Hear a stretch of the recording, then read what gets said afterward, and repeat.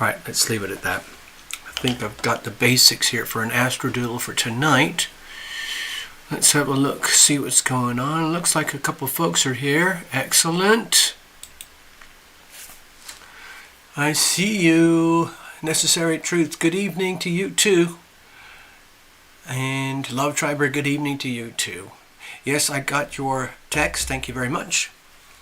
And I'm just going to remind myself again when we get there. I'll double check it, don't worry. And just a reminder to everybody, do not do super chat. Okay, if there's other people that show up later on, fine, we have to remind them again, do not do super chat. So, yeah. Let's check in. Let's just check in, see if we got a full transmission. Yes, it looks like we are. Yeah, it looks like it's working. I'm always amazed, especially when we go on to Rumble and we do the evening, astrology for the world. You've noticed that the Rumble platform is not as big and advanced and as stable as YouTube. I mean, YouTube is a gargantuan monolith that basically dwarfs anything else out there. But I still love my little Rumble, and I'm working with them, and they've been giving me a couple of updates and tips and so on. I believe they are working hard. They're never going to admit that they're struggling, but I do believe that they are struggling because they are growing faster than they can keep up with their servers and their transmissions, their broadcasting, their audience, their creators. So what they need they just need more servers and probably a few more tech staff to keep the systems running properly. So, yes. Okie dokie. I just had something right on the tip of my tongue. It just came to me and then just went. Bear with me. I do have a few notes, but I'm going to convey them in a way that won't trigger any kind of algorithms here on YouTube. I'm sure my little YouTube channel has become so obscure, so invisible that it probably doesn't even register with the YouTube algorithms anymore anyway. Oh, everyone remember to spring forward last night, right? Yep. So, I guess first of all, well, welcome, good evening. It's a Sunday night. We're going to do a couple of little tarot readings. We've already got one booked, and we got room for maybe one or two more if anyone's interested.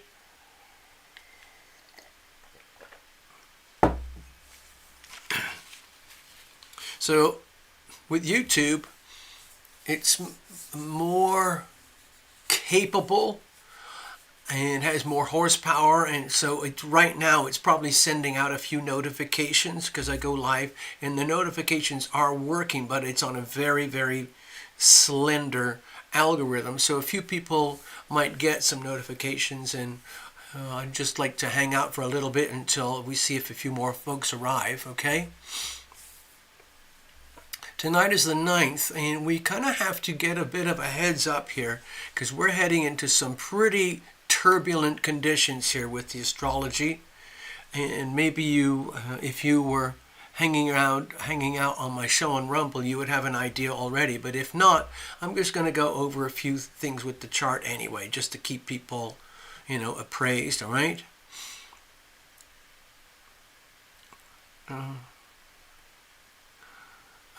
This line, Arizona and all that. What's the line?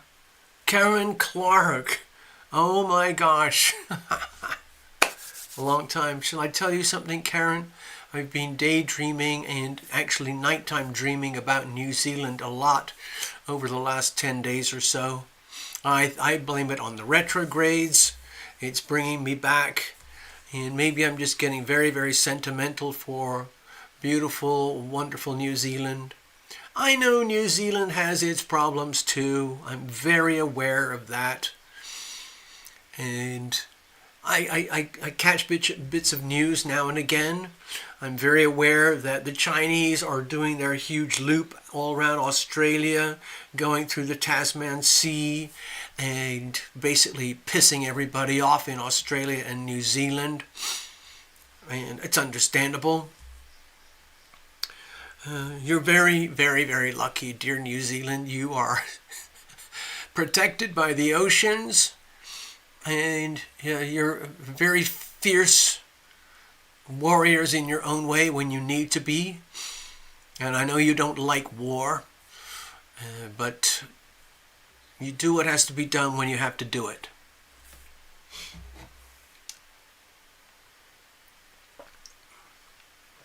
So you would be coming towards the end of your summer, if I'm correct, over there in New Zealand, and heading into your winter.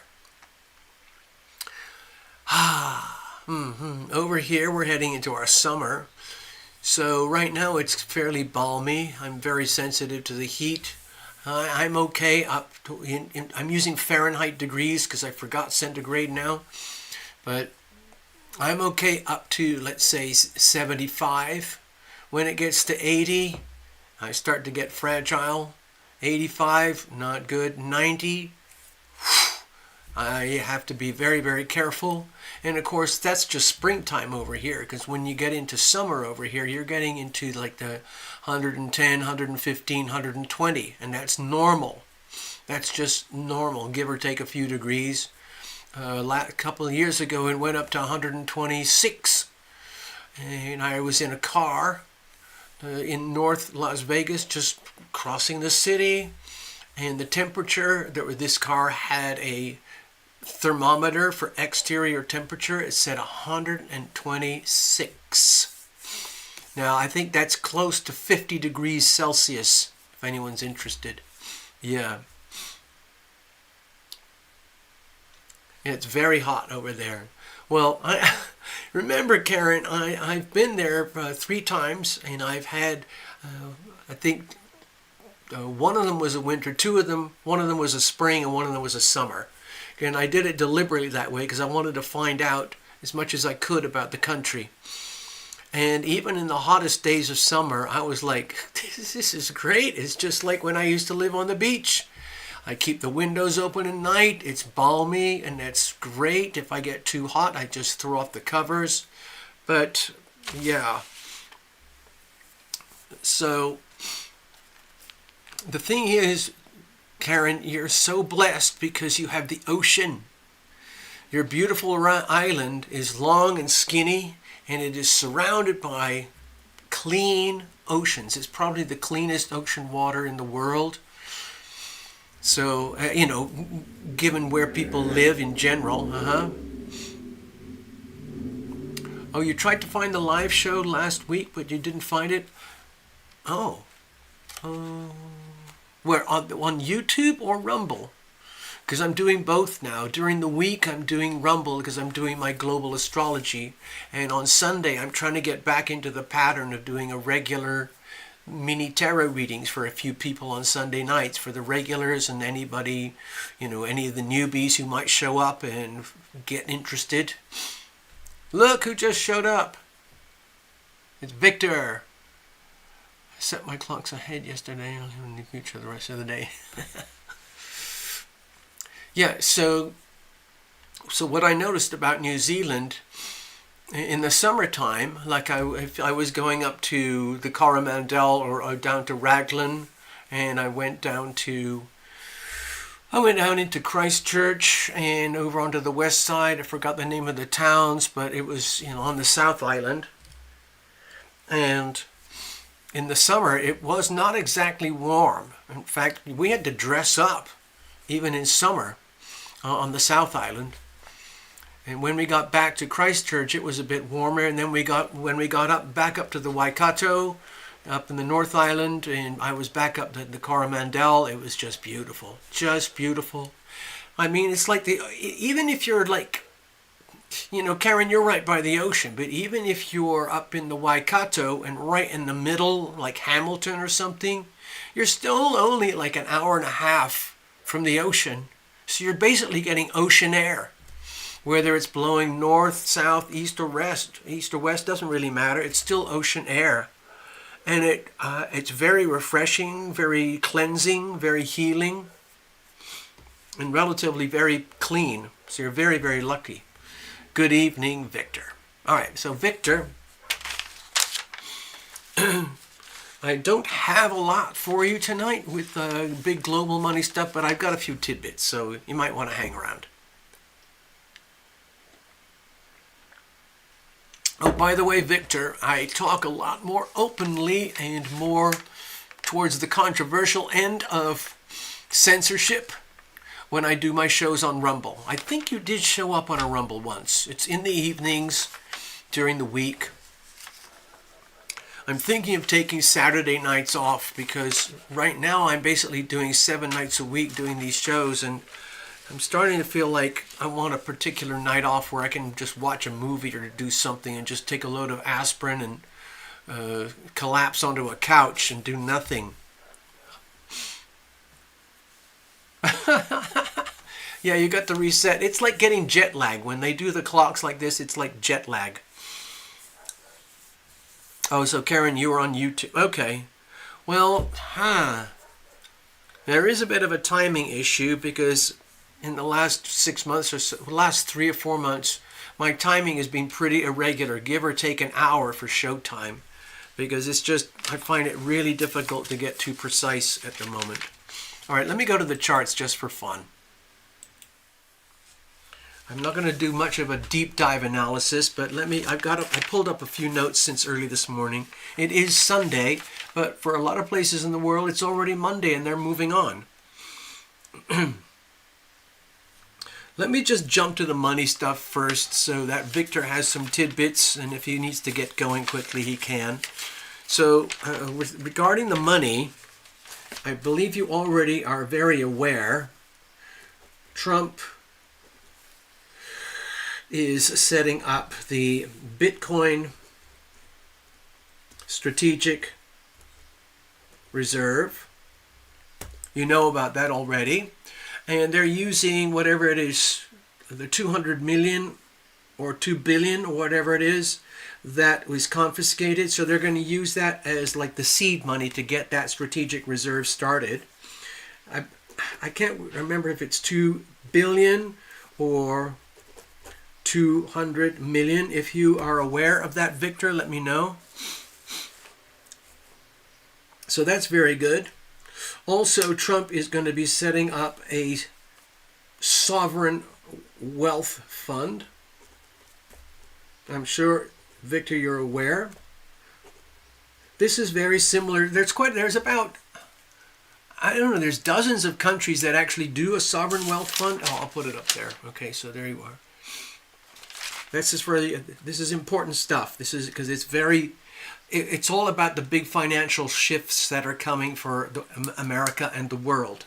So, for example, Norway is probably the best example. Also, I believe Saudi Arabia.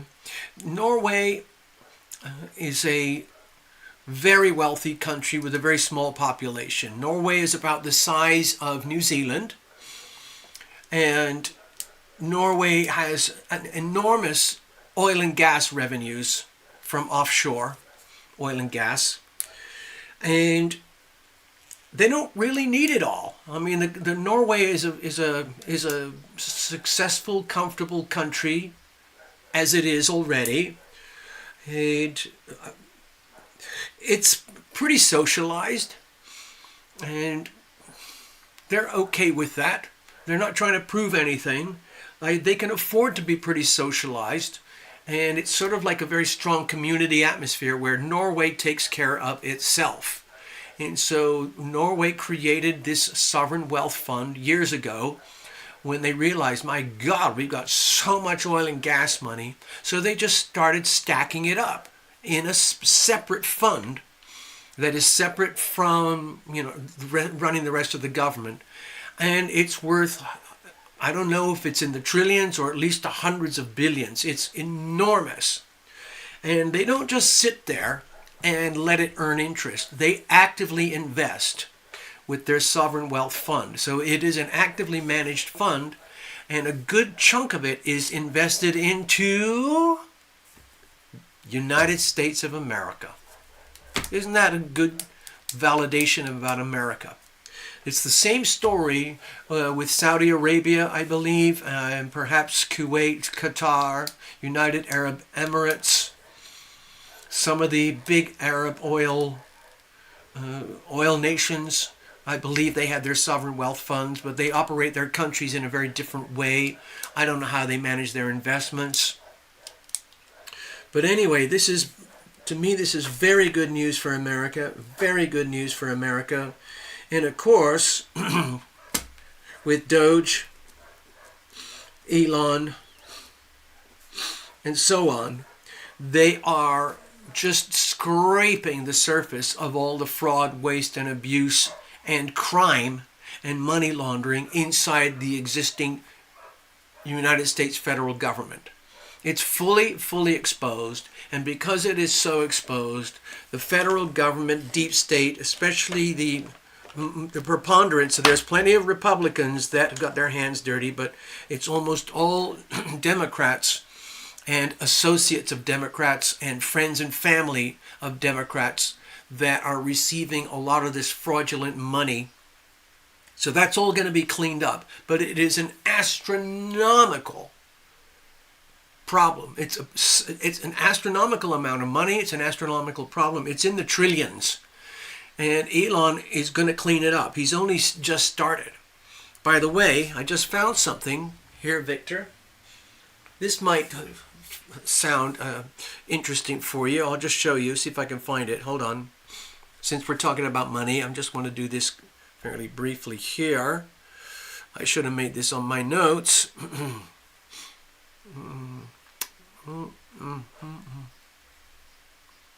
Here we go. Now, where is it? I might have shown this to you before, but there's been some updates. All right, so anyway, it's something. I've got something to show you, and it's loading up. I don't know why it's stalling. Anyway, so I'm very happy about that. We already know that there's tremendous instability in the crypto markets because of all the shenanigans going on with tariffs implemented by USA across the world, but of course mainly Canada, Mexico, and China. China is extremely volatile right now. A lot of that is because the Pluto, Aquarius, and Moon and Leo axis is active, but that's just a little tidbit. Soon Mars is going to be in Leo opposing Pluto. So things, I hate to say it, you need to, don't be surprised if you hear stories coming out from me or anywhere else in the world about some extremely combustible warlike situations, okay? I see your notes there, Victor. Hold on, I gotta, wait a minute, what's happening here? I gotta catch up with you guys in the chat. Give me a second, I'm trying to load something as well. Here we go. Yes, here it is. Okay, so my studio seems to be using a lot of internet. So I've got something here that's loading for you. I want to show you, so I'm just going to let it load. And also it's a Sunday night and there's probably a lot of people gorging on the internet right now. I mean, I have a very good signal, but when the signal leaves the house, there's no guarantee what happens after that, because it's like when you go onto a highway and it's like a 4 or 5 lane highway and then 3 lanes are blocked off with orange cones. It gets very, very slow and congested. So that's what I think is happening out there. If you have any problems with the stream, let me know. Let me just check the notes here. Yes, ma'am. Okay. Let's talk about the retrogrades. Yeah, okay, we'll do that. Definitely. What I've seen when the climb is down, crypto down 3 times. Same for the reverse stock market. Up, crypto up 3 times. Yeah, got it. Not seeing how crypto is independent of market trends yet. Well, a lot of that is all dependent on liquidity, global liquidity. Victor is, I believe, correct. You have to be a 24-hour day trader in Bitcoin to make money. It's not for the healthy. See, the thing is, well, they don't tell you about day trading and all of that and all the, let's say, all the money people who try to seduce you to get into trading, you know, with their Robin Hoods and their different trading platforms. It's actually extremely dangerous, and the platforms do it because the platforms make money off of losers, because 90% of traders lose and 90% of trades lose. It's just how it is. It's extremely, extremely hard to compete because, honestly, the way it works is the markets are manipulated. Victor, you know this, I'm sure. Markets are manipulated, especially on the large scale.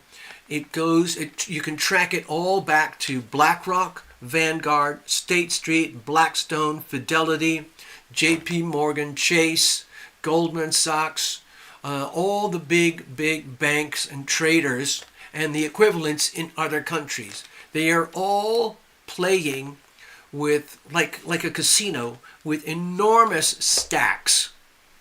They're trading in, millions of dollars per trade. And they are trading on fractional margins of a percentage to go up or down. And that's how they play that game. So if they have a winning trade within 1, 2, 5, 10, 20 seconds, 30 seconds, a minute and a half, and the stack is $1 million or $100 million, and they make a little percentage gain, that percentage gain is a lot of money. Now, at the very, very top end, it's all artificial intelligence. It's all algorithms. BlackRock basically owns the top end of the market. They have their what's called Aladdin software. It's the most powerful, advanced trading software in the world, and nobody can beat it. You can beat it if you're willing to take very aggressive gambles and you've got, I don't know, insider tips regarding certain stocks or whatever. That's okay, and good luck. But if you're literally trying to trade live in the moment, it's very dangerous. I've only ever seen one person do it very consistently and well. And that's a guy called The Oracle on YouTube. He's, I have to do a doodle, watch. I just have to do it. I can't help it. I'm just, because we're talking about money, and Victor is absolutely correct. Anyway, short selling and upside. What's that expression? Buy low, sell high, right? So if this is a trading chart, all right, and things are going up. Actually, let me use the reds and the greens just for fun. Let's see, things are going up, and then you got some down, and then suddenly it goes,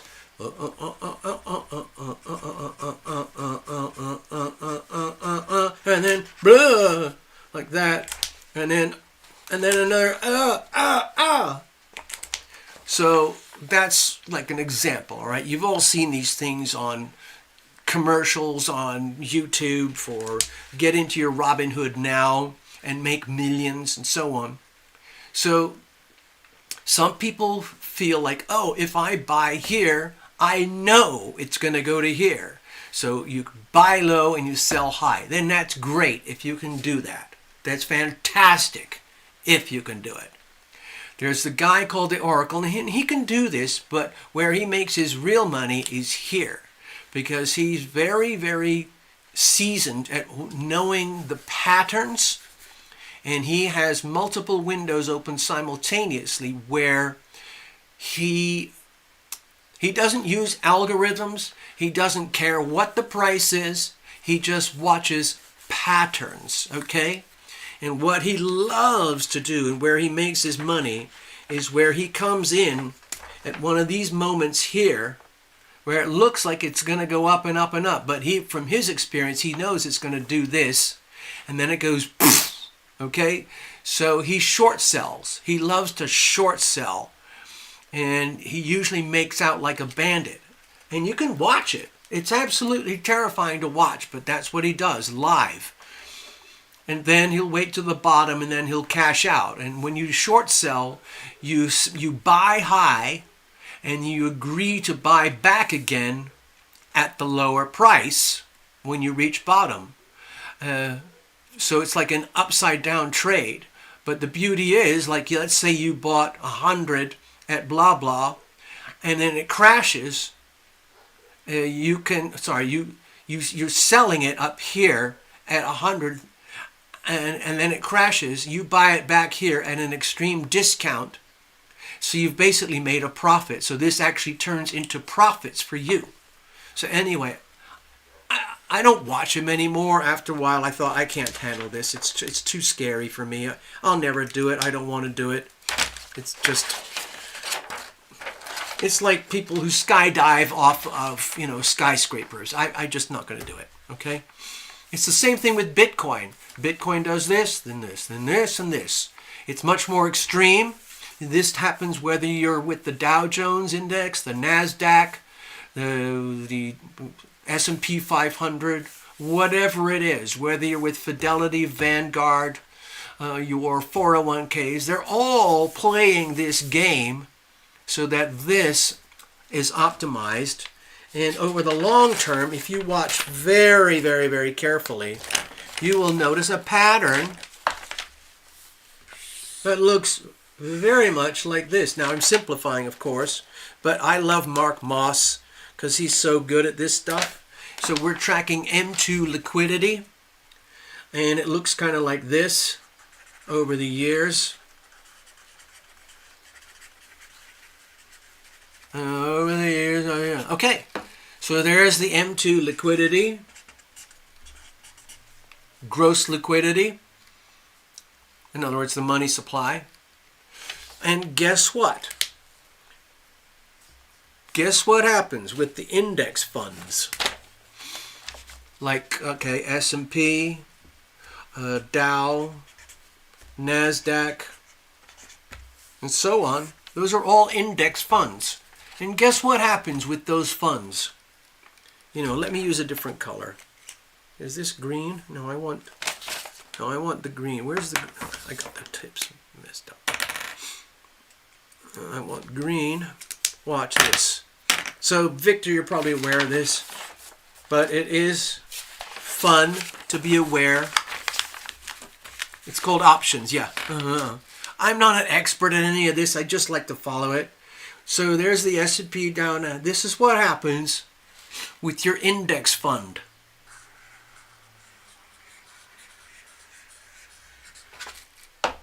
Isn't that funny?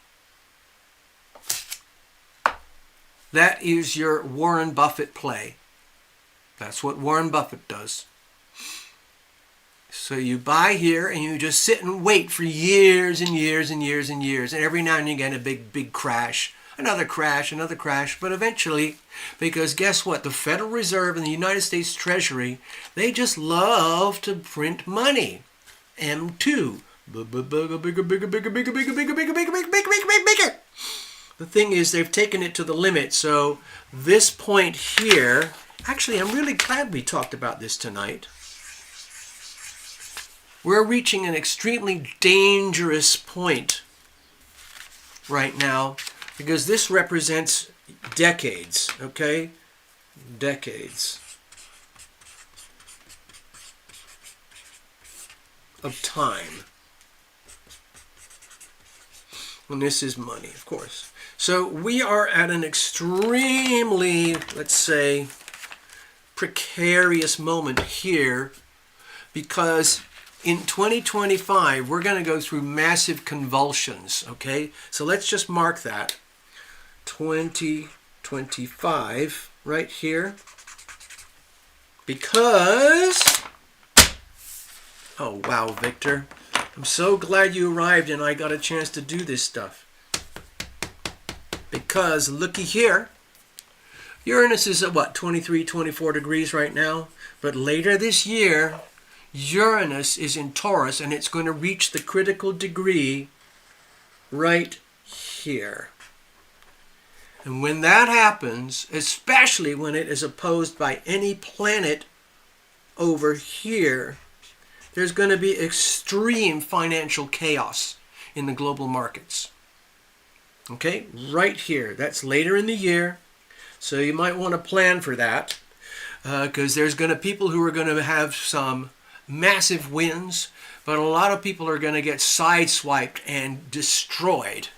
It could be anything. A stock market, a fund, a trader, a currency, a crypto.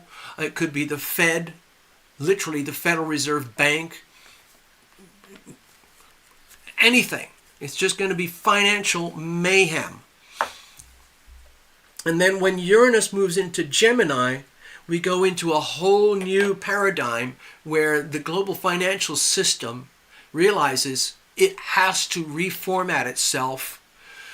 Basically, it's going to be around, I believe, peer-to-peer type money, where Bitcoin or the equivalent or something is going to have to emerge as some kind of peer-to-peer, real solid value financial system, because we've reached the end of the phony system, because this is all fake.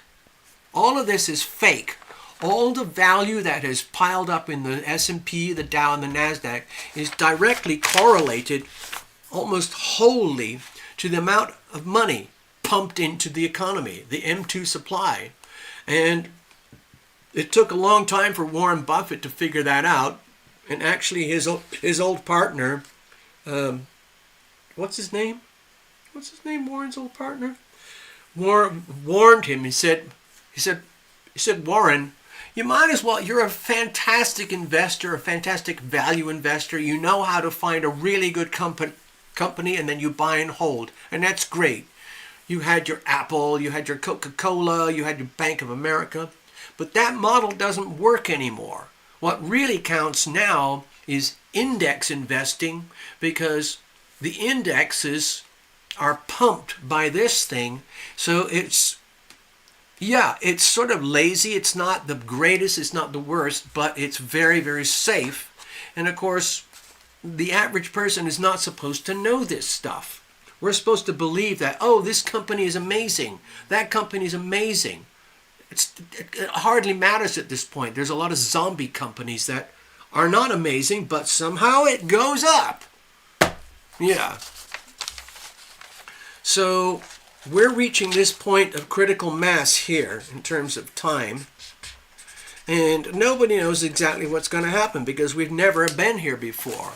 But a lot of people, if you, for example, are into the world of safe money like gold and silver and owning hard assets like your own water supply, your own timber supply, your own food supply, where you own the mortgage, you own your property and you own your house outright, you own your car outright, you don't have any credit cards, you don't have any debt, and all you want is solid real money, and where real value is measured in goods and services, then all of this starts to look really phony, which it is.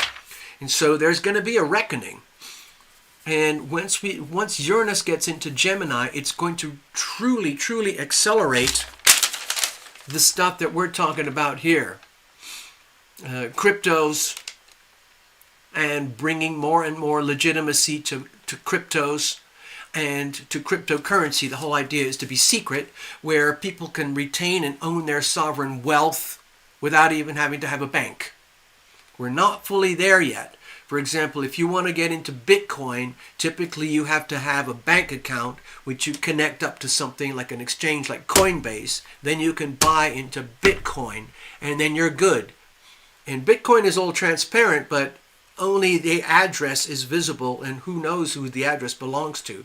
But to cash out your Bitcoin, you have to go back through the exchange and then back into the bank, and that's where you are exposed. KYC, know your customer.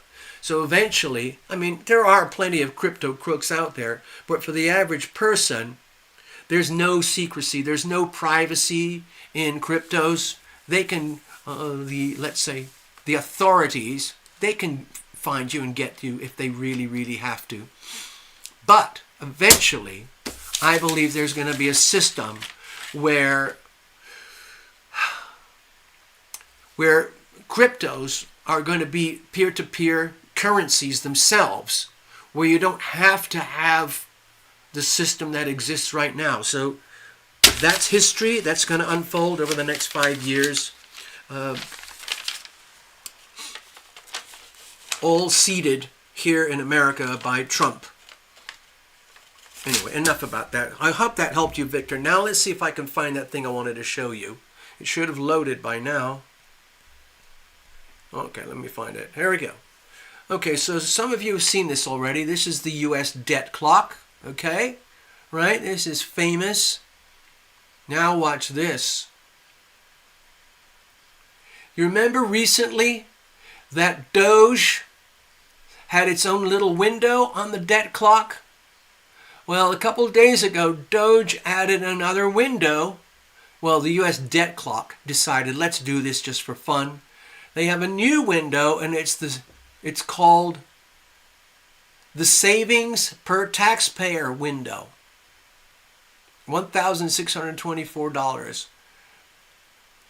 So far, $182 billion have been, let's say, formally outed as corrupt, dirty, wasteful, fraud, abuse, okay?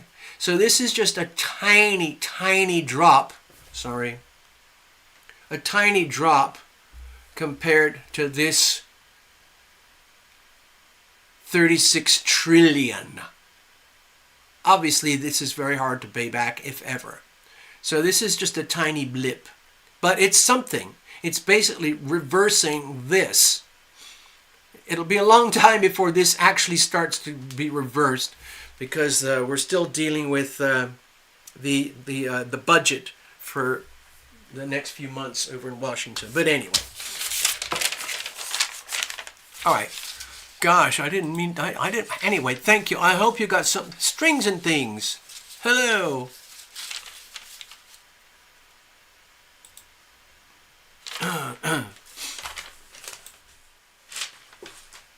All right, so...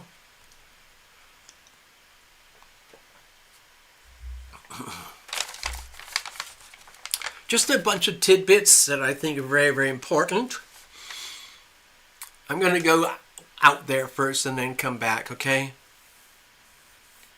I don't know if you noticed this, but as of today, well, a couple of days ago it started, but it's really expanded a lot. China, Russia, and Iran all together now have joined in the Navy drills near Iran. Now, why is that so? Iran, oil and gas. Iran, heavily compromised. Iran, the Ayatollah Khomeini, death to America god. He's still active, he's still alive, and he's still claiming death to America. And Trump wrote a letter to him and said, hey, listen, man, we got to talk because you're off the charts. You can't just sit there and, keep building up your uranium and getting ready to blow up the world with your nukes. It's stupid. It's insane. Everybody knows that. So I'd like to have a conversation, if you don't mind. And the Ayatollah basically told Trump, okay, so that doesn't really help. Now, at the same time, over there, over the Middle East, as we know, we got the big American B-51 bombers. Those are the big monster bombers from decades ago. They're like twice the size of the biggest airplane you've ever seen, and they have 8 engines. Okay? They are circling over the Middle East, loaded up with bombs, surrounded by F-16s and F-35s, ready at a moment's notice from Trump to basically obliterate anything below the bomber, anything below the B-51. It's very easy for Trump to do that. It's extremely easy. He doesn't want to do it. He doesn't want to be known as a president who kills a lot of people. On the other hand, he knows that his job entails death. So it's a very sad thing for him because he does not like that. He's trying to create peace and reduce the amount of murder and killing with all these wars. But anyway, so we need to be aware of that.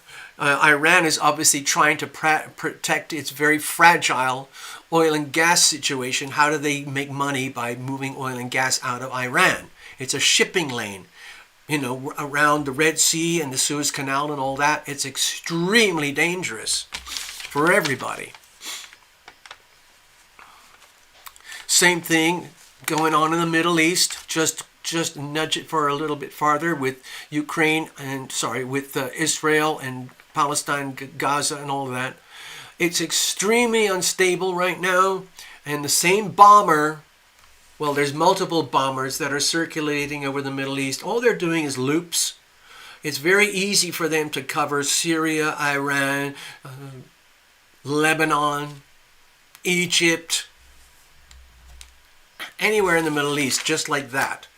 So, basically, Trump has already told the Hamas Palestinian people, you better get your freaking act together and get those hostages back soon.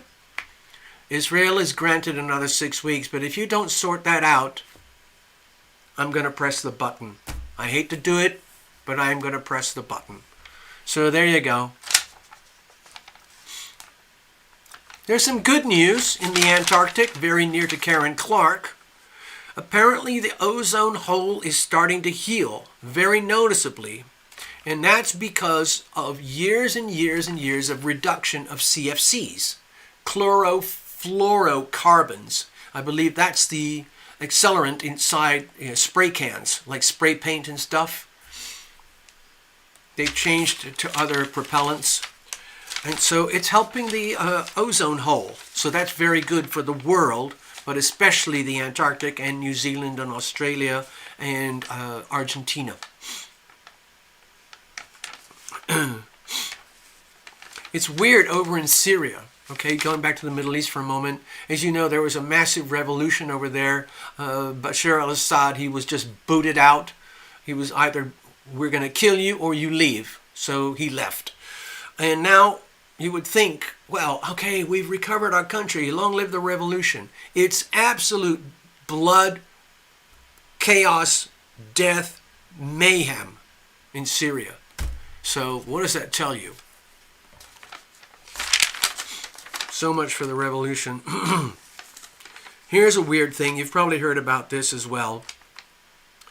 Ever since the meetup in Washington with Zelensky and Trump, which was a global disaster, everybody in the world saw it, and it exposed Zelensky for what he is. He's a little grafting thug. He's after the money, and he wants the war to keep going because that's how he enriches himself and his buddies. Okay, so the globalists love Zelensky. The warmongers love Zelensky. The deep state of the military-industrial complexes around the world, they love Zelensky because it's an indication where, okay, Trump said he's not going to help us until such and such happens. That means the European Union has to step in. So they're going to step in and they're going to spend hundreds of millions in defense and new defense spending. More bombs, guns, bullets, planes, ammo, tanks, drones, all of it. Using what? They're broke. So they're going to take on astronomical debt, which is what the banks love. The warmongers, this is fantastic. More war. And so, I don't know if you've seen Zelensky. He's smiling, happy now because Europe has said, we're going to take care of things. And meanwhile, Russia, Putin, is bombing the hell out of Ukraine right now, live. And Ukraine is struggling because they can't actually win this war. So what are they going to do? Anyway, just keep it going for fun. Money, money, money, money, money, money. Who cares about the dead people?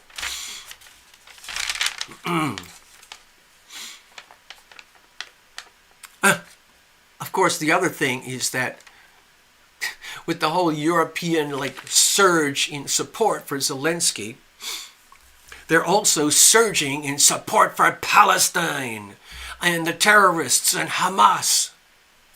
I wonder why. It's because Europe is heavily infected by ISIS-type terrorists already. So Europe is basically owned by these terrorists because the leaders in Europe are terrified that the terrorists are going to get much worse. And so they're supporting Palestine, supporting the rebuild of Gaza. In fact, we're going to do the Arabic version of Gaza. It's going to be beautiful, and Hamas and Palestine and the Palestinians are going to come back, and it's going to be fabulous. Be very, very, very, very, very careful. Yeah. Very, very, very dangerous philosophy. Again, it's about setting up for the next two-state solution that is guaranteed to explode in the face of the Arab nations. Because Israel's not going to give up, not going to go away. Israel is armed up to the eyeballs. Israel probably has more defense per capita than anywhere else in the world. Because a lot of, and this sounds awful, but a lot of people do not like the Zionist crowd. And so the Zionists are aware of that, and so they have their little place called Israel, and they've decided we're going to protect it and defend it anyway, because guess what? They're deeply involved in the global financial system. A lot of money behind the scenes in Israel. Track it all back. You'll find out. So it's very interesting to see how things are going to play out. There's a tremendous amount of instability. We've got Venus retrograde in Aries. That's a disaster for relationships and negotiations, especially when you add Mercury in Aries going retrograde on the eclipse at the end of this week. Oh, God. Donald Trump was on with Maria Bartiromo today with Sunday Morning Futures, and he just basically laid out everything in a very simple, common sense way. I only caught a few snippets, but it's very, very simple. And I think of it as simple and common sense. I agree with it because most of you know I'm a Trump fan. I like the MAGA thing. I'm very much about 1776 revisited and reconstituting the Constitution, redeclaring the Declaration of Independence. I want all that. I'm talking in a way right now which I don't think is going to trigger anything with an algorithm. But I'm very happy by what I heard from Trump this morning. Here's some latest stuff. As you know, there's been a tremendous, extreme pressure on Canada, Mexico, and China because of the border situation in America, Mexico border, the Canada border, and China way over there. Trump is tracking it all down to the fentanyl. Hundreds of thousands of people have been killed in America. Track it back. It all goes to China. China works through the proxies. The proxies are Mexico and Canada, okay? China is basically saying, it's nothing to do with us. If you can't control your population from demanding fentanyl, then what are we supposed to do? It's an open, fair trade economy. Live and let live, man. And Trump is like, excuse me, I'm not buying it. You're doing this deliberately to kill us off and poison us and demoralize and dehumanize America. It's disgusting. It is evil. You are an evil empire, and it has to stop. And so Trump has already slapped on vicious tariffs onto China, pretty bad tariffs onto Mexico and Canada, but within a matter of days, Mexico flipped and is now very supportive, working closely with the Trump team, and it's working very, very well. So Donald Trump said, you know what? We're going to back off on the tariffs for you for a while, okay, Mexico? We still got some, but we're going to take it easy while you sort yourself out. I'm very impressed by what I've seen. So thank you, Mexico. Thank you, Claudia Sheinbaum. It's very hard for Mexico because Mexico is basically a narco state owned by the cartels. I don't know if you've seen the videos, but those cartels are very heavily armed with mostly American weapons. Thank you very much.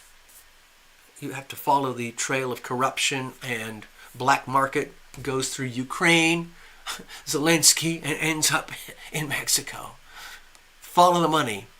Anyway, so Trump's very pleased, and he's giving Mexico a bit of a break.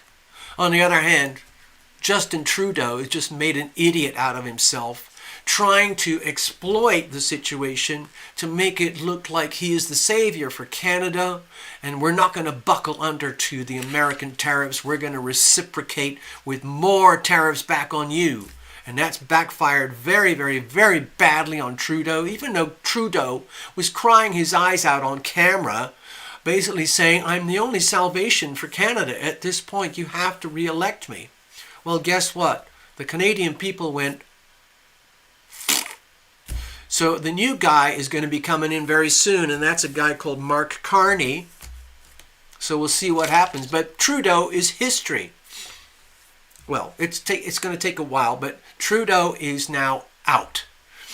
And I have a feeling Mark Carney is going to want to have a much healthier relationship with America. Meanwhile, back to China, China has become hyper belligerent. Every time they go out and tell the world, hey, invest in China. We're an amazing place. We're growing bigger and faster than ever before. We're the world leaders in technology of all kinds, automobiles, solar power, wind farms, computers, everything you can imagine. We are the biggest and the best. We glorify the amazing wonder of China and how we are literally the global superpower.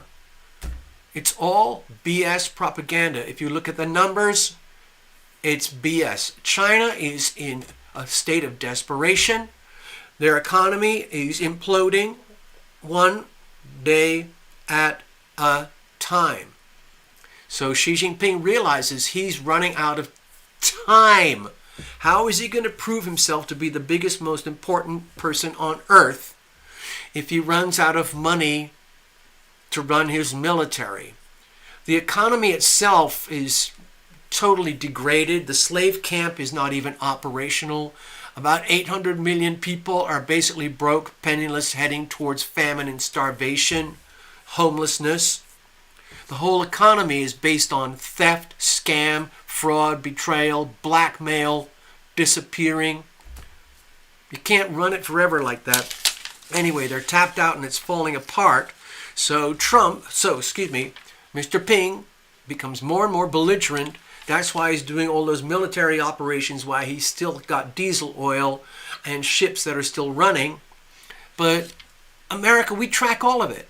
We track all of it. We know what all their ships are doing, all their submarines that have sunk, all their aircraft carriers that are falling apart. We know where their central command center is in the middle of China. We know all of it. We surveil all of it from satellites. There is no escape, China.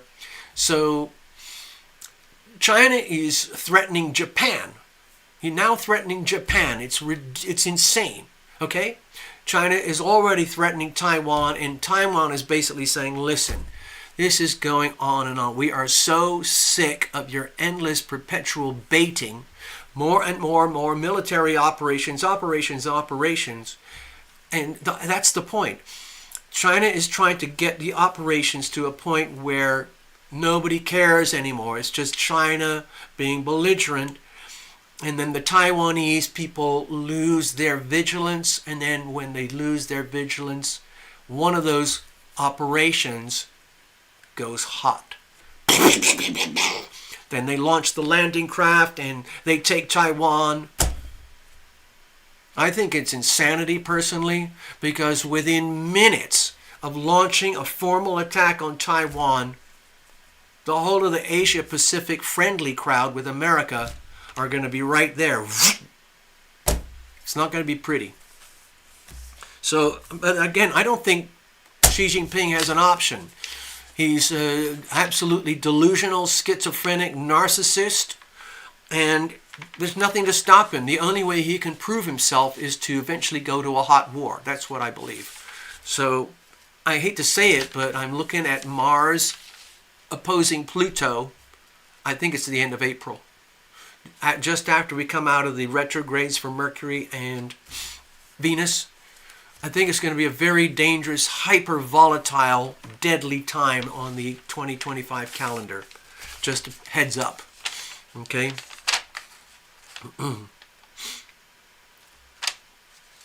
Another plane crash happened over today, I believe, over in Pennsylvania. Pennsylvania is a scary place these days. Pennsylvania, 5 people in a little putt-putt plane flying around the town. I can't remember the town. It suddenly went and did a nosedive. Straight into a car park, blew up, but everybody got out. 5 people got out, and the rescue teams were there very, very quickly, and they were all put into the hospital, and they're all alive. Okay? Hold on. There. Yeah, I'm doing the reading. Oh, sorry, I'm just about finished. I'm just going to do the reading. I'm going to do your reading, okay? I'll be right there.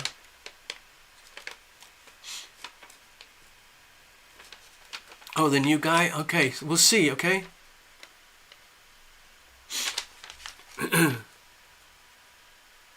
Some big fires over in the Hamptons on Long Island.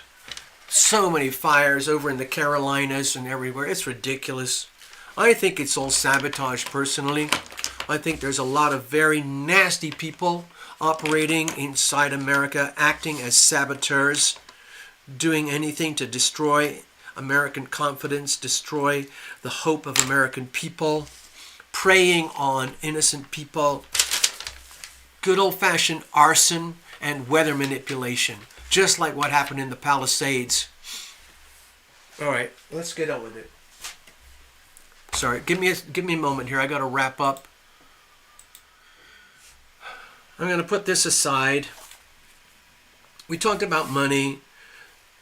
I'm talking a lot about war tonight. The moon is in Leo opposing Pluto. No wonder. But soon, Mars is going to be right there. Okay, so be warned. Let's clear this up and we're going to do your reading, okay?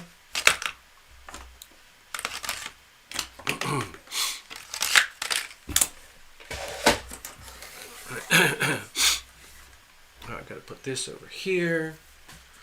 I'm going to bring out the deck.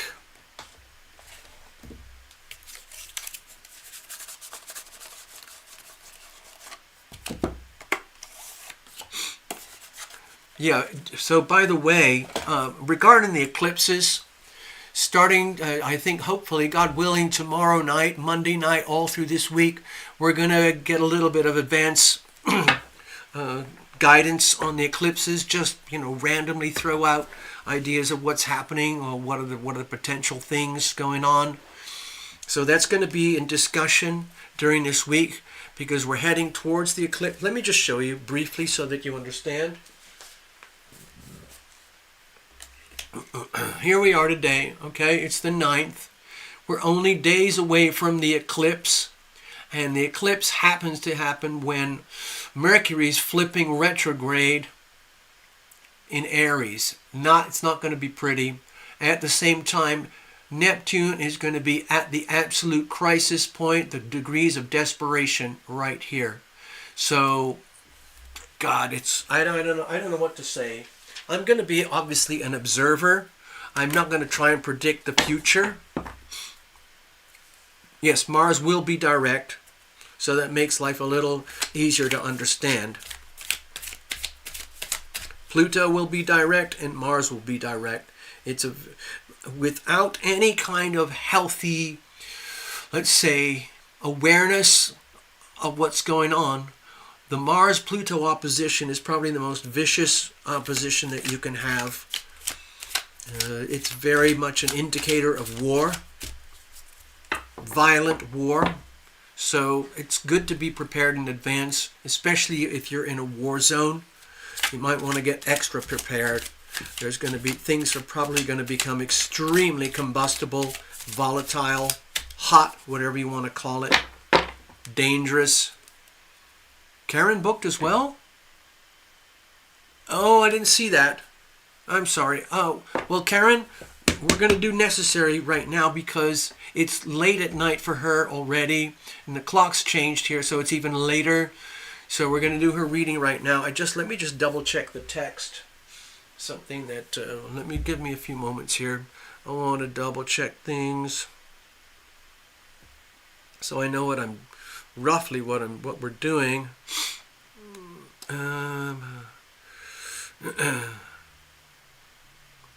Okay.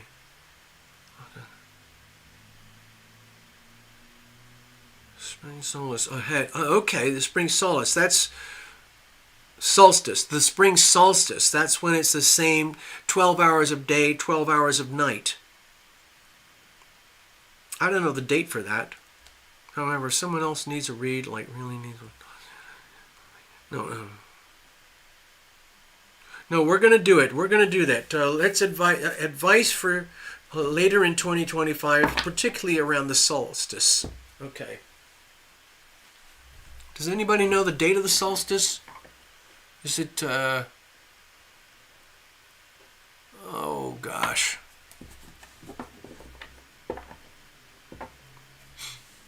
Thank you, Victor. Take care, man.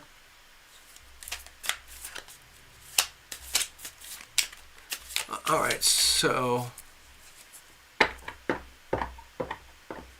Okay, all right, Karen, I see it. Let me just make a note here so I don't forget, because I'm very absent-minded at the best of times.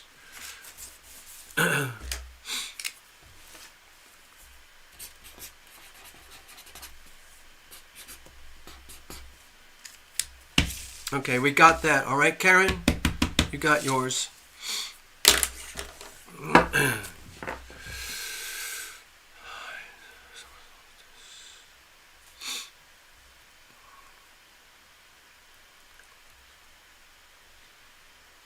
Wait a minute. Solstice. Summer. Wait a minute. Summer solstice is when... Okay, summer solstice is when you have the longest night. Is that it? Okay. You can do a general for this too. Okay. And the equinox, winter solstice is when you have the shortest night. I think that's December 21st. Summer solstice is June 21st, the longest day, the shortest night. And the equinox is in between for spring and fall, okay? Got it, okay. Well, all of that's going to be coming after the eclipses. So I haven't looked far enough ahead on the charts to see what that looks like. So let's just have a look ahead. So what lies ahead for us in 2025, especially towards the middle of the year? How about that?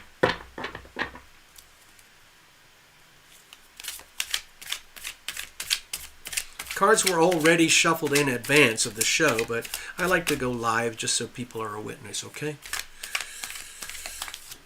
Thank you. So necessary, the reading we're going to do right now is basically a very generous, wide-reaching reading for anybody and everybody who wants to hang out with us and watch, share and enjoy. Because it's basically for the world. Here we go. Let's have a look.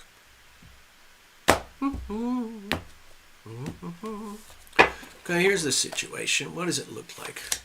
What are the challenges, of course, and then how are we going to deal with that at the time? And let's have a look. We're going to have external influences, see what they might be. Of course, I tend to lean towards the planets. Spring solstice, I think equinox. Oh, I think, did I get it the wrong way around? Equinox and solstice?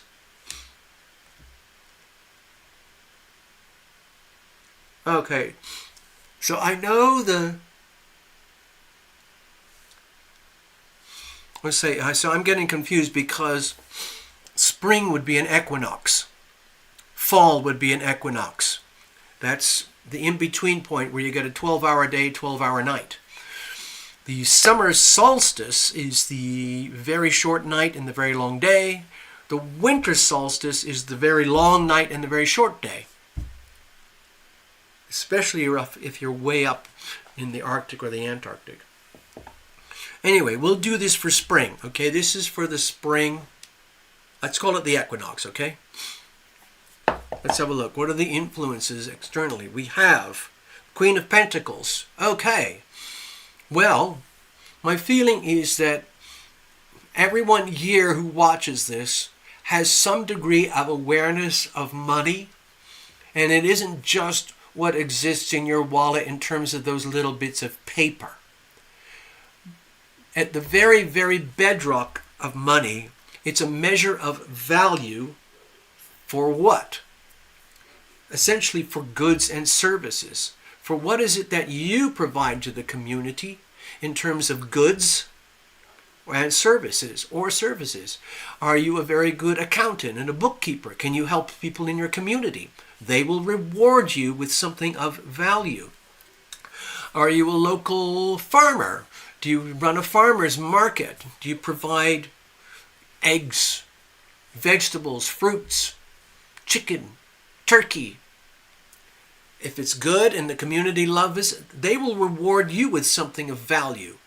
Now, today that value would be a token called a dollar bill, but in the old days it would have been something that had genuine value, like a gold coin or a silver coin. So my feeling here with the Queen of Pentacles is that I feel two stories. Number one is that we are very lucky here. We're very, very, very lucky to be aware that money isn't just this fictional fiat reserve system that has been created since 1913 through the Federal Reserve banking system, which is propagated across the whole world, very, very sadly. I believe there's going to be an astronomical reckoning over the next 5 years. And so what counts really? Is it all that paper money because it's all fiction? Like that chart I showed you, it's just fiction. It's great when you can cash it out, for example, and if you are lucky, You can take those tokens and, let's say, buy a gold coin. That's great. But if you are basing the whole of your wealth on those bits of paper, you're in a very naive, fragile situation. So I'm sensing with the Queen of Pentacles that we're lucky because we are aware of what real value is. Okay, we're very, very lucky, and we're going to witness that over time, perhaps something through the eclipses, because Neptune is going to go through its crisis degree in a matter of weeks and months, okay? It's going to create a lot of instability in everything in the world, including the global financial system, everything, propaganda, communications, politics, health, fraud, waste, and abuse in the government. And we're going to be lucky here to know in advance the stuff that really, really counts is, number one, things like your health. If you don't have any health, it doesn't matter how much money you have. So your health is very valuable. Cherish your health. Your assets, your talents, your gifts, your resources. Are you good with language? Are you good with numbers? Are you good with machines? Are you good with trading? Are you good with management, with enterprise? Are you good with like driving trucks or fixing? I don't know. Are you good with whatever it is? Something of great value. Okay. Do you have something of value, like products that you can offer to the community that are valuable? Those are what's really, really valuable. If you're carrying a lot of debt, preferably find ways to get out of that as much as possible. There are ways to use debt if you're very, very smart, but it's a whole other conversation. So what I'm sensing here is that we're very, very lucky already to be aware of what's really, really valuable. So, food. We talked about health, but air, clean air. You can't last more than a few minutes without good, clean air. Good, clean water. Good, clean food. Communications, transportation, shelter, extra food supplies, extra water supplies, and a community that cherishes all those things. That's going to become extremely important. Okay. And we might learn how important that is as we go through these eclipses, because there's going to be a lot of instability, and we might find out an awful lot about what is not important. We might have massive disclosures about all the fraud, waste, and abuse coming through Doge and the Attorney General here in America. And that is going to be a mind-boggling disclosure. So let's have a look. What's the situation itself? Okay. Don't be scared when you see the Hermit, but it's very, very important to understand that no one's coming to save you. No one's coming to save us. We have to understand this at the core bedrock level of our soul. In other words, if you're living a life right now where you are utterly conditioned by propaganda and habit and, let's say, false narratives from the government, from friends and family, from TV, from advertising and stuff, to the point where you are so out of alignment with genuine values and what the real things that are really valuable, like your friends and your family, your loved ones, your pets, your home, having a car that works, things like that. If you don't understand that, you're going to really be on your own, and where are you going to go? If you do have that and you do understand that, you have to understand that you're still a unique, sovereign individual, and you have to conduct yourself in that manner with this kind of embedded as bedrock inside your soul, because there might come a time in a period where even though you're operating as a sole proprietor for yourself, for example, like if you could run your life like a business, you got to have all those other things we talked about, but ultimately you are responsible for your own destiny. That's a brutal, shocking awakening for a lot of people. A lot of people prefer to outsource it, especially their money. Like, oh, I don't know what to do with money. I just want to go out and work for it and earn it.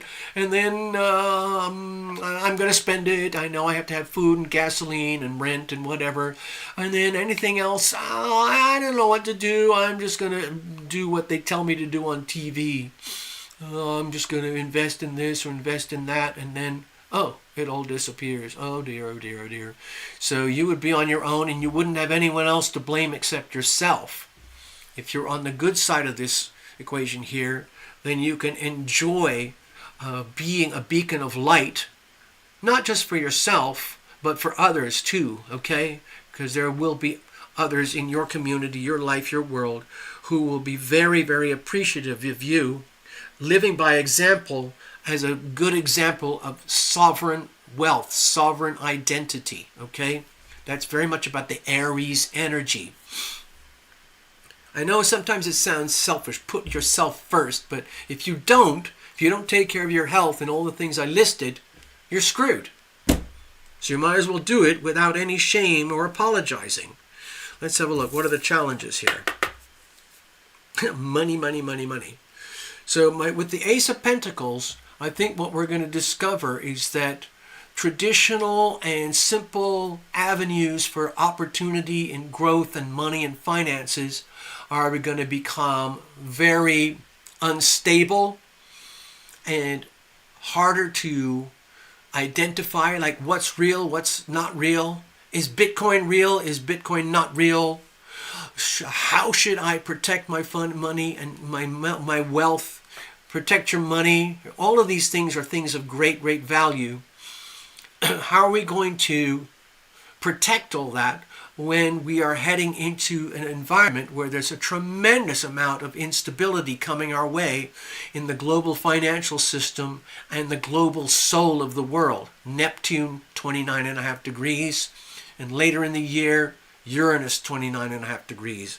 It might feel very, very scary, like, oh my God, we're heading towards poverty. Oh my God, all the opportunities of the wonderland of America are vaporizing because the tariffs are killing everything. Oh no, oh no. That's fear. False evidence appearing real, okay? So how do we deal with this stuff going forward? Okay, suck it up. What I'm sensing here is, with the Ten of Swords, suck it up. Understand that it's like we have to go through this. This is, okay. This is something I've been trying to put out on my Rumble channel quite a bit. And Trump has actually been hinting at it as well. He doesn't want to scare people, but this is what it amounts to. Okay, I'm going to try and explain it. I was explaining this the other day to Love Triber, and I was doing some comments with a financial channel that I respect. And they were talking about the global financial system, China, America, tariffs, Canada, Mexico, and all that stuff. And how the tariffs could be very challenging for the average American. Like, oh my God, eggs are now $10. They're going to go up to $13. Oh my God, Trump is an evil monster. It's all Trump's fault. Oh my God, gasoline, food, rent's going to, all these things, and unemployment, all these federal government. I'm a federal employee along with 2.3 million others, and I just got fired. Oh no. What Trump is indicating is that, I'm sorry, America. I'm Donald Trump, the president. I inherited the biggest shitstorm dumpster fire in world history. Thank you, Joe Biden. Okay? So we have to get out of that. And we can't just flip a switch. We're going to have to systematically grind our way through and create a more traditional, common sense environment of wealth and power and stability and sovereignty of selves. Step one, we've got to eliminate all the fraud, waste, and abuse from the deep state here in America. Okay, it's astronomical. It's in the trillions. That has to go. That will level things out again. However, the second thing is that the United States in particular, but also Europe and many of the other countries around the world, have been gorging on products from China that are built on slave labor. Cheap, cheap, cheap, cheap, cheap, cheap, cheap products. It's been going on for decades to the point where we consider that normal. Okay? So we've been binging on an orgy of cheap products from China for decades, and we think that's the norm, and it is the norm. But that's very unhealthy because it's all falling apart. China is falling apart. They can't operate that way anymore. Tariffs are going to kick in, and prices are going to rise again inside America. But that's not going to be forever, because ultimately the strategy will bring abundance back into America. And if Trump can do it, get rid of the IRS, replace it with the ERS, and make America wealthy, healthy, great again. MAGA health, MAGA finance, all of it. And so when I see the Ten of Swords there, I was writing to this lady in the commentary. I say basically the way I see it from the broad spectrum is that there's going to be a lot of pain for here in America as we decompress and we slowly basically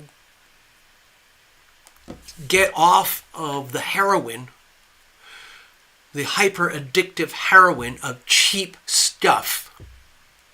I look at all the Chinese products like heroin.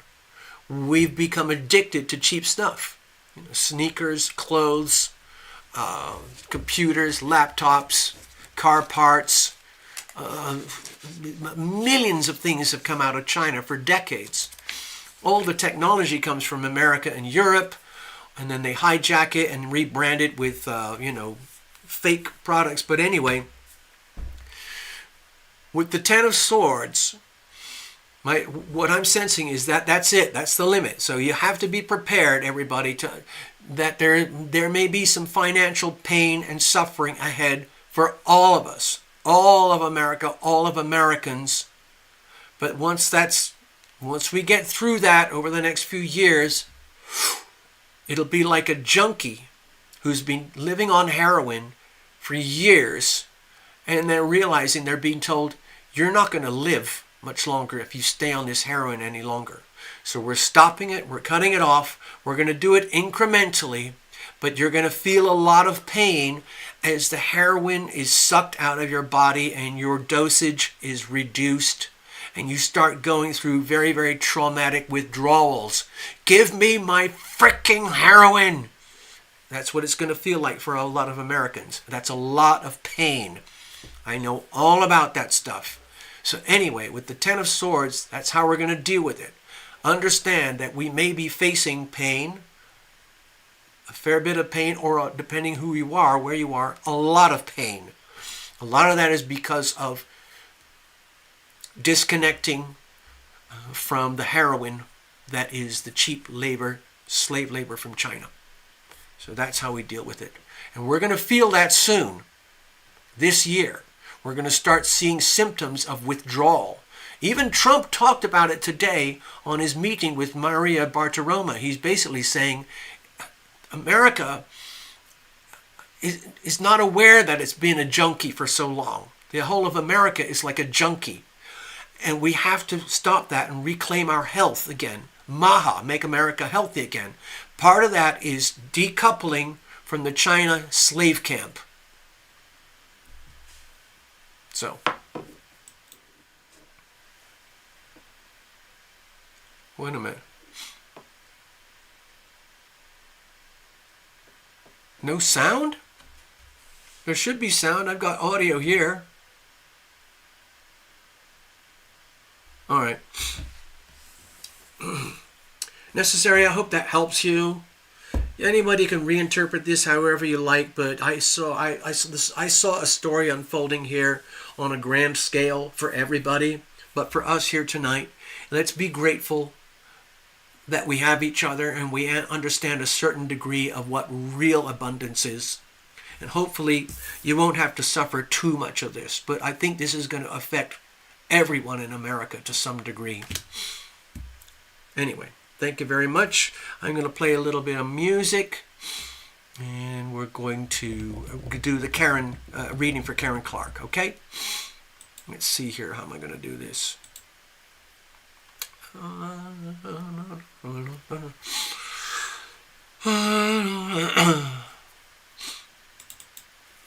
right.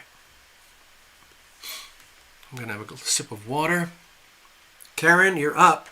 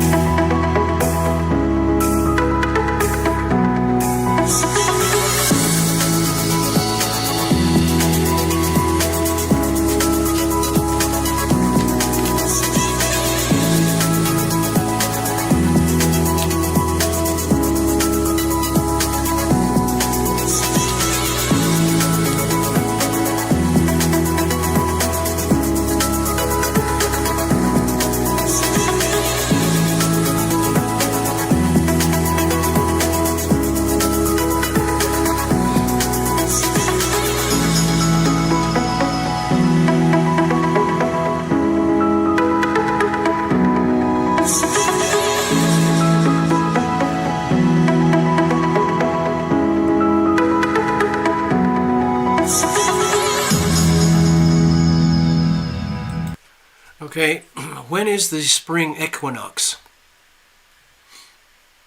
I'm checking for the date here. Wow, it's very soon. I did not know that. Wow. Thank you, Necessary. It is... the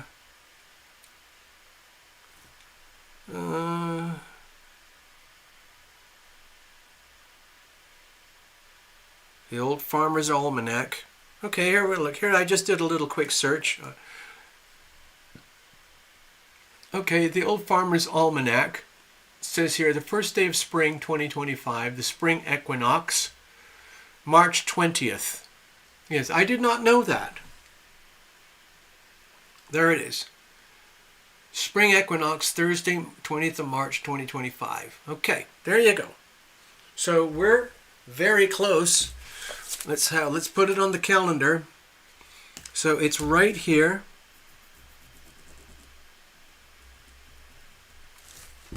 Okay, spring equinox. I'm just going to mark that.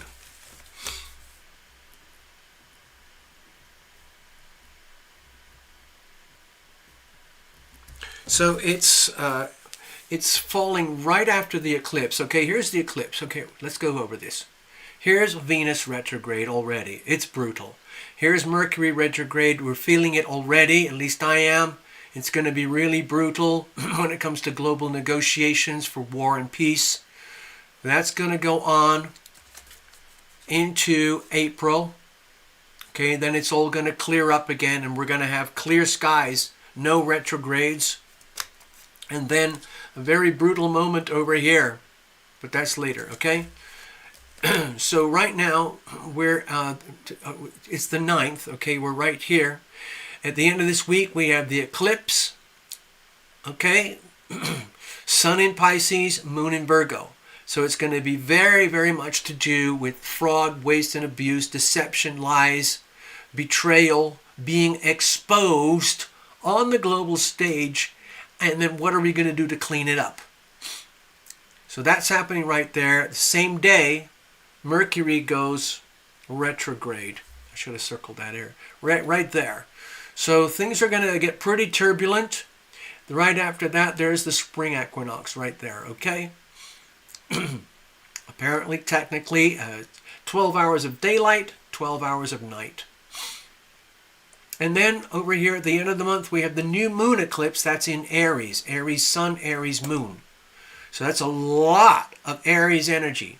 Aries sun, Aries moon, Mercury in Aries, Venus in Aries. That's a lot of me, me, me, me, me, me, me, me, me, me, me, me, me, me, me, me, me, me, me.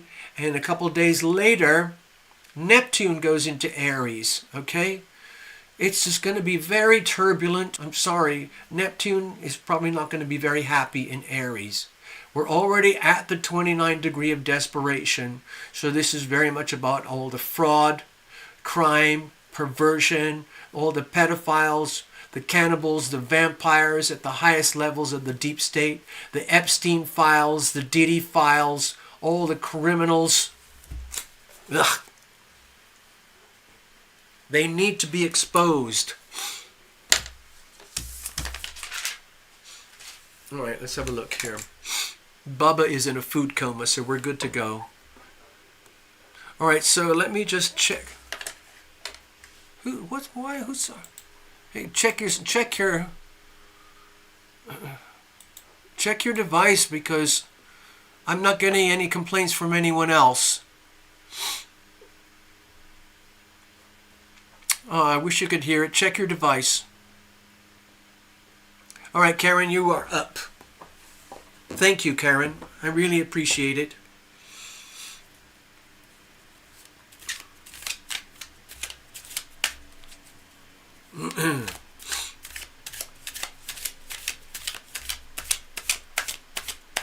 Now, the cards are already shuffled because I just did that. But I'd like to go to the last second so that you, the client, are a witness, okay? So this will be the last reading. I'm not going to do any more tonight. I'm very, very wiped out. I'm running on fumes, basically, at this point. Let's have a look. All right, Karen. We're going to go wild here. What messages do we have here for Karen, thousands of miles away, over there in beautiful New Zealand? I hope life is good, friends and family, all your arts and shop and the craft and the business and everything, the weather, your future, all of it. Let's have a look. Thank you, Karen. Here's the situation. Here's the challenges. Here's how we're going to deal with them. I remember on some of the readings in the past where there was, because you're very independently minded, you're very much involved in the arts world in New Zealand, and one of the themes that we encountered a few times working over the years is that there's a bit of contention between yourself and your natural independence relative to the bureaucracy of the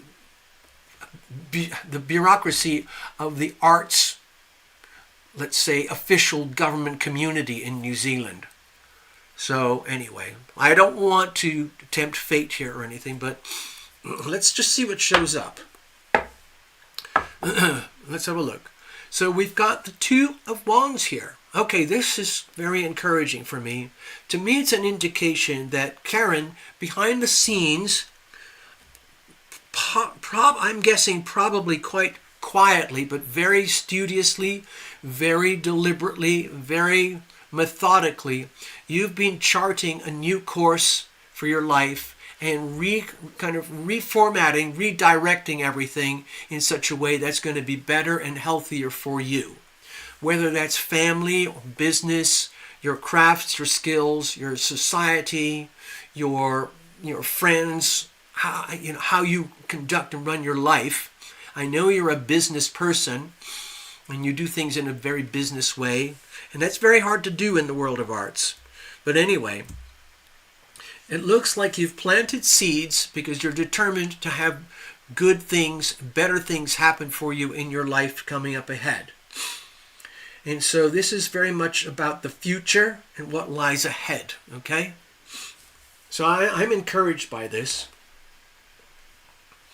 New horizons, opportunity, something. I mean, even though there's tremendous problems happening all around the world right now, it doesn't have to be that way for everybody. If you have a positive attitude, if you live in a good place with good people, good surroundings, good community, and you have a good degree of health, and you have a healthy attitude, you are loving and you are loved, you put love into everything that you do, you can enjoy this. Planting seeds. Planting the seeds of love, sowing the seeds of love, and seeing that blossom into something that may be fun, exciting, new, different, healthy, inspiring, like watching a little seedling starting to sprout, put up little green shoots. Let's have a look. What's the situation here?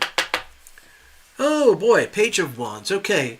So it looks like you are very, very determined to grow, evolve, adapt to the world around you, no matter what. And you're going to do it on your terms in a way that works for you, that is good for you, even though the rest of the world might be falling apart around you. You might have people very close to you who are imploding, coming apart, deranged, psychotic, schizophrenic, nutcases, crackpots. That's not going to affect you. Yes, it might, be annoying, but that at your core, you are going to be the best, awesome, most, I guess, it's kind of inspiring. It's like, it looks to me like you refuse to be defeated. And even though there's a lot that you don't know about what's coming ahead, you're more than willing to learn as you go and figure it out as you go and just grab life, just grab it and make the best of it. It's okay to do that, make mistakes, learn as you go. Elon Musk is very, very good at that philosophy. He builds it into his businesses. He basically puts everything that he does to the extreme of testing to find out where are the weak points. Very different from China. He pushes everything until it breaks because he wants to know what is the break point. Is it this gadget, this component, this rocket, this car, this motor inside the car, this piece of satellite equipment, this booster rocket? He needs to know where the break point is for everything. And you have to have a very strong spirit to operate that way because it means you know that you're going to fail at some point on something. But that doesn't stop you. That just builds into your courage and enthusiasm to know more because you now know, aha, I know how that doesn't work anymore, so I know how to fix it now. I couldn't have fixed it unless I knew what was wrong. Now I know. Okay, what are the challenges coming up ahead? Because there's always challenges. More wands. Woof. Okay, so this indicates to me, Karen, that you've kind of set yourself up where you know damn well you're going to encounter resistance. However, it makes me feel that you're going to grow. Anytime, what's that expression? Whatever doesn't kill me is going to make me stronger. So come on at it. Come on, anybody. If you want to take me down, just try. Yeah. Have you heard that song? I'm not going to sing it because I don't want to trigger, an algorithm. But the song, the chorus line is, I get knocked down, but I get up again. You're never going to keep me down. I get knocked down, and I get up again. You're never going to keep me down. It's a fantastic song, Karen. If ever you're feeling depressed or scared or anything, Mars and Aries, yeah. Oh, yeah. Ha, ha, ha. So, Karen, I'm going to put that on a little note here for you. I'm going to create a post-it note. If you haven't heard this song, I want you to go and play this song to yourself. And this is your marching song. This is your war song. This is what you're going to do whenever you feel that things are getting really, really tough. It's from a band called Chumba Wumba. And I call the song, I think the official title is Tub Thumping.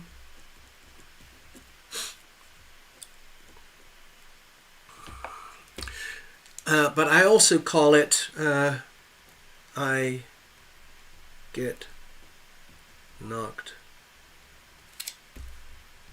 Down. Okay, so Karen, this is for you. I highly encourage you to find this song. You'll probably recognize it. The band is Chumbawamba. I believe the song is officially Tub Thumping, but I think of it as I get knocked down, but I get up again. You're never going to keep me down. I get knocked down, but I get up again. You're never going to keep me down, okay? It's like a war song. Tub thumping, I believe, is sort of like a war thing over in England, because long ago, in the early days when there was very little plumbing, proper American style, in-house, full-blown plumbing, a lot of the British would have a tin tub.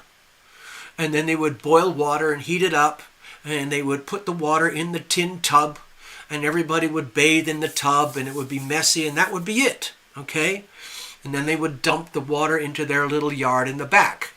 And then way out in the back, they would have their, their outdoor toilet. And so, like the British, as you know, Karen, I'm going to go over here a second. As you know, Karen, the British are fierce warriors. They have thousands of years of history of war and experience in war. Britain itself, as an astrology, is Aries, Aries rising, Aries sun, I believe. I'm not really sure. But at any time Britain really gets threatened, you take them too far and they go savage. The British go absolutely savage. They may look a little weak and fragile these days, but deep down in the British soul, they are savages. And what I believe they used to do was they would pick up their tub and use that as a modern day, like, shield. Like a Viking shield, but it would actually be a tin tub. And then they would march around and bang the tub. Bam, bam, bam, bam, bam. Basically to instill fear in the enemy. Marching forward into the battle. Marching into the war. Bam, bam, bam. You're never going to take me down. Ever, ever, ever. And that's the British for you. Anyway, I got a bit excited there. So, don't worry too much. If things get a little overwhelming, don't forget. Back it up. Play this very, very loud through your headphones or through a stereo or something. Annoy the neighbors and boost yourself to go into warrior mode. All right. Sometimes things are going to be challenging. All right. How do we proceed? Absolutely. Fuck yeah. Okay, so with the Page of Swords here, it's like from now on, there's no backing down. Anytime you smell bullshit, Karen, you just proudly, courageously call it out. And if the other person or other people can't handle it, fuck them. That's their problem. They need to grow up and become aware. Okay? The Page of Swords does not tolerate lies, betrayal, fraud, deception of any kind. So to go forward, bammo, okay?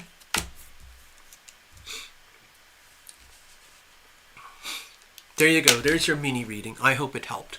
Let me just clear this up. I wish I could play the music. It's so good. It is so good, Karen.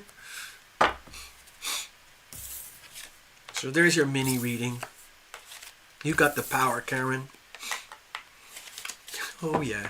Oh, yeah. Put it this way, I would not want to be on the wrong side of Karen Clark right now.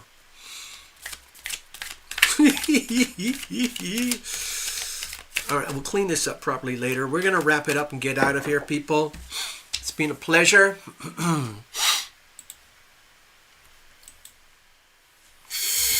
I know you've all got lives to live, places to go, people to see, things to do. So just do it. Okay. Thank you for your kindness and generosity and donations for the mini readings. I hope you got something out of it. I'm going to wrap out very, very quickly. Hopefully, God willing, I'll see you on next Sunday, just after the eclipse. If you want to find out more, I'm going to be talking through it this week on TarotLumination on Rumble. As we get through it, because this is a crazy month, people. We're going through very, very intense times astrologically, so you really, really do have to brace yourself and build up your strength any way you can. Okay, because you're on your own. There's a lot of Aries energy right now, and you have to seize it. You have to become your own sovereign self to the max, absolutely to the max. Karen, you are an example, living by example. Thank you, everybody. Thank you, Necessary, everybody who's here. Take care.